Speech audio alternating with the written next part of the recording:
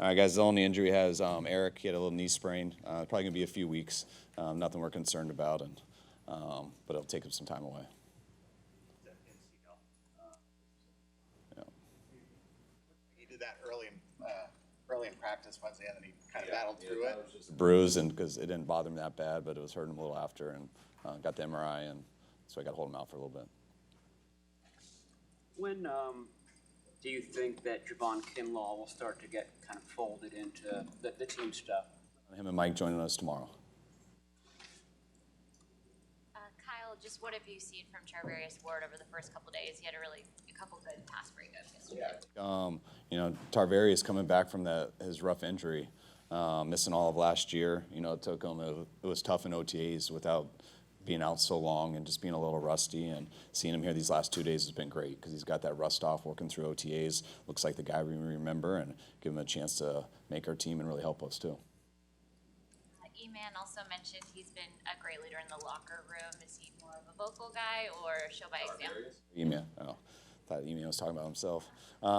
Yeah, I think Tarvarius, I would guess he's a little sneaky because he's in a good way. He's quiet and shy, I think, around us a little bit more, but I think he's really opens up with the players. He's been here for a while, so guys know him well. He's a very likable guy, and I think they all respect the heck out of him.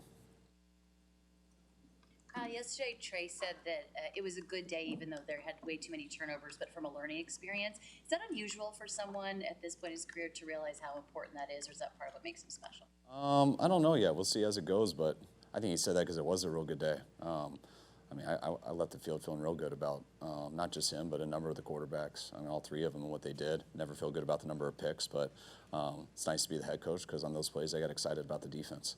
But I just like that they're ripping it.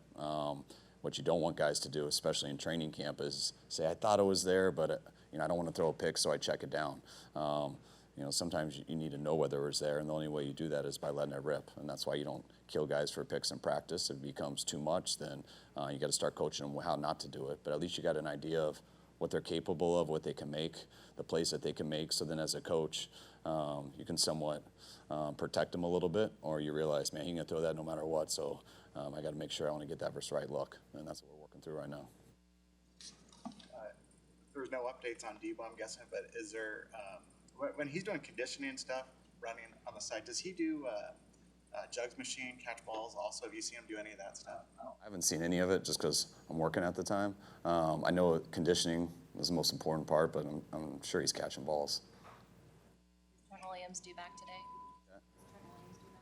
Yes, he was in the team meeting earlier. Trent had a baby a few days ago, so he had it up in Oakland. He's been there in the hospital, and he got back last night, and he was in the team meeting, so expect to see him out of practice.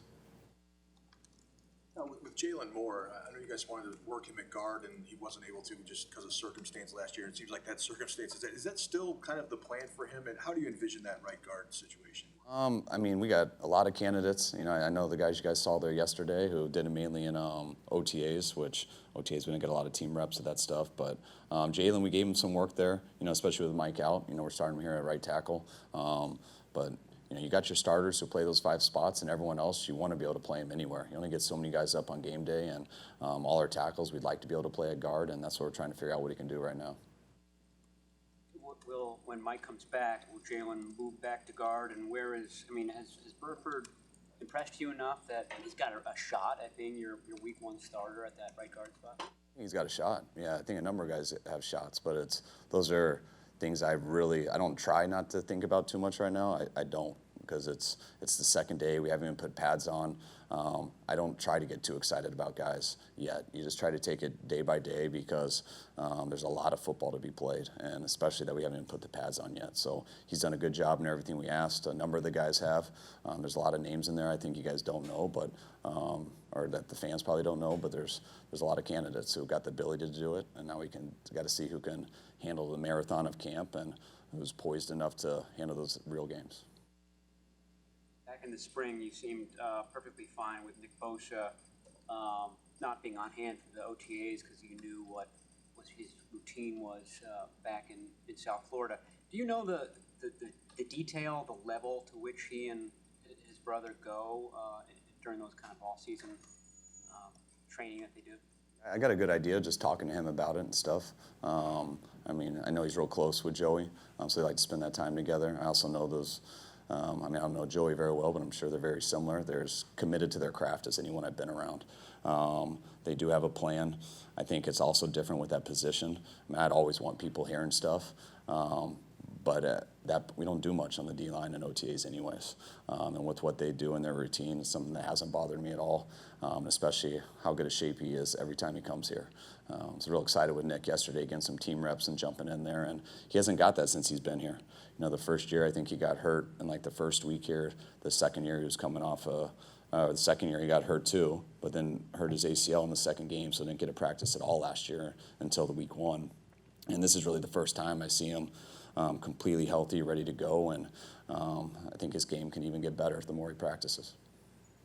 How much of, with Jimmy, how much of the element of you don't want to give, just give him away at this point to a team that you might be facing early in the season?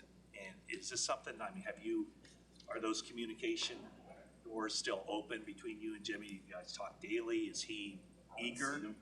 Just because he's doing his deal when I'm running around. We'll probably see him today just to catch up with him. But no, Jimmy is working out hard, he's throwing the heck out of the ball.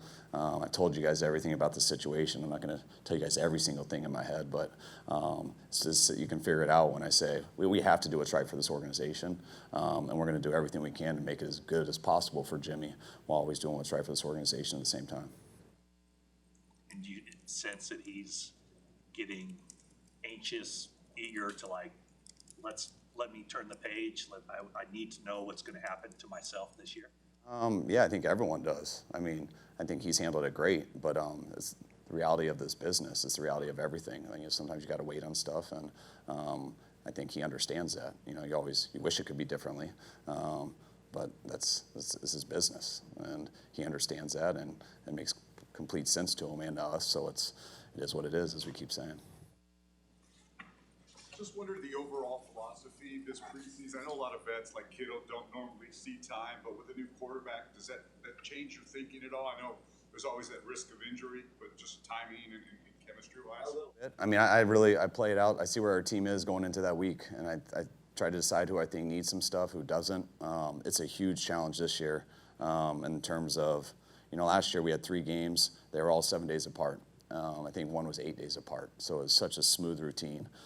This year, we have 3 games in 12 days, which is, I mean, that's impossible. And then after that, we wait 17 days to play in the game again. So this year, it's not as much about the games at all to me, because I got to figure out how to get practice in and how to get people through a game. When you play 3 games in 12 days, the only way to do that is not practice at all. And that's definitely not an option. I think the practices always, I've said this my whole career, are much more important to me than preseason games. So it's going to be tough this year, just because of how the schedule pans out. And you don't have a choice on that. It's just what you got to deal with. I've gone through with the players. That's why I feel like these first 2 weeks are so important before the Packers game, because once that Packers game happens, I think it's 2 days before we travel to Minnesota. Got 2 practices, play on a Saturday night. I think we get back at like 6 in the morning on Sunday. And then I think we're traveling to Houston on Wednesday, and we're playing Houston on Thursday. And so it's just a whirlwind of games, and all of a sudden it's now chill for 17 days. So I got to really just balance that out, and with the help of our medical staff and all the position coaches, and something we'll figure out as we go. Looking at the nickel position and who might take over at that point, are you going to rotate guys in through training camp? You probably have an idea who's going to be in there. Idea, but I see it similar to the inside positions on the line you're talking about. There's not like a solidified guy. There's not a guy who's done it for a long time, but there's a bunch of guys that we do believe in that have the ability to do it, and we think have the skill set to do it. So that's the thing, we're repping as much as we can to see who's tough enough to handle it, who can get better throughout camp, not just have a couple good days and take steps back, and that's why it's going to be a process here to figure that out. You mentioned the musical chairs along the offensive line, but the last couple of days, Spencer Burford has been the right guard.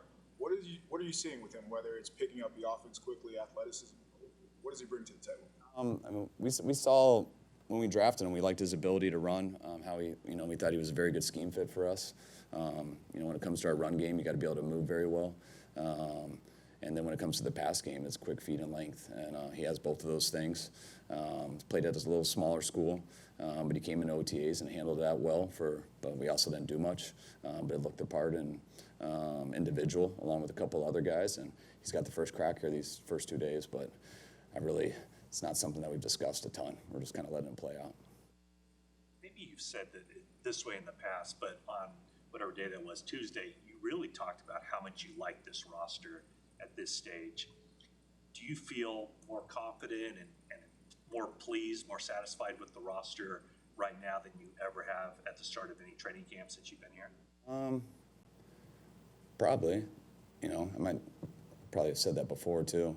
You usually do get there through after OTAs when you look at it stuff, and no matter what, you don't trick yourself, but you almost always feel that way as a coach. But when I look at just our team and some of the good rosters we've had going in, I thought we had a lot of inexperience at wideout. I think that's kind of changed. I think our wideouts have been here now. I think we got a pretty real solid group, probably as good of a group as we've had since we've been here.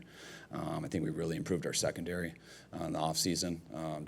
Getting Ward, having E-Man healthy, how good he looks right now. Hopefully getting JV back. The fact that we had to play some rookies last year who weren't quite ready, but they still survived and got that experience, which will help this year and give us more depth than we had last year. Love our linebackers, love our D-line. We got some good tight ends. We got some good backs. We got some good O-linemen. And we got some inside guys on O-line and a quarterback who haven't played a lot. But we got the team around them to help them, and that's what I'm excited about. One more.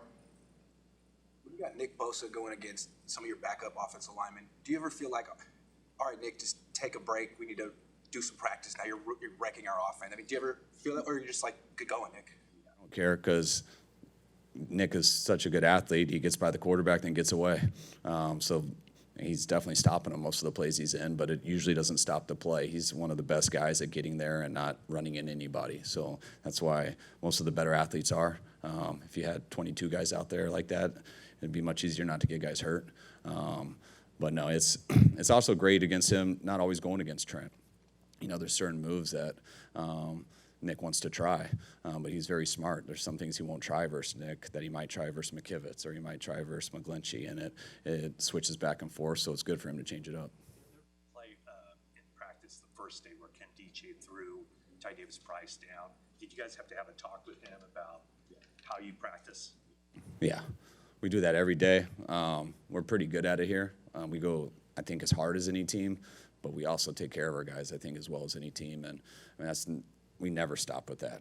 Every morning after practice, we come in here and I show all the clips from the day on how people put guys in vulnerable spots. And that was the worst one we've had so far. But I show 6 clips of everybody every day and how you beat this guy, but don't finish him. We know you did, but you don't have to show us with our own player. You can show it in the preseason game. And that's stuff you can never stop talking about, or it gets carried away. All right, thanks, guys.